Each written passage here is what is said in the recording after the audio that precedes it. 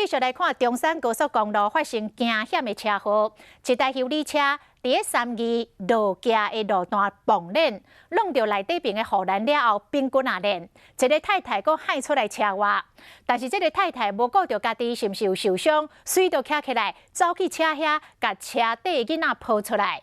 整个过程有够危险，互人看到的流庆肝。好哩加在，这驾驶甲太太甲囡仔拢无生命危险。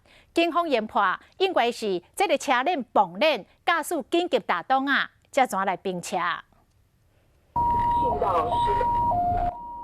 救护车赶到现场，被抛出车外护理人好在也有意识，救护人员为着安全起见，马上把伊甲囡仔做伙送医急救。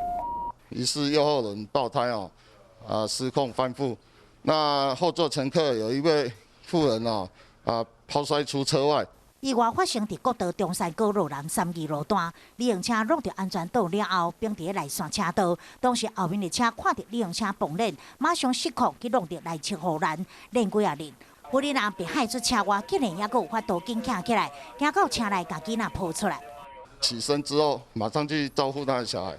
那所幸这件事故造成人员轻伤，并没有大碍。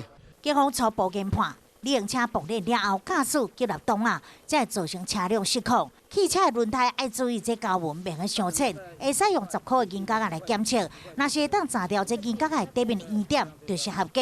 崩链的时阵，驾驶要马上放松油门，抓掉这方向盘往路边出去，千万唔通急入档若无这车容易出去的只冰车，颠倒会愈危险。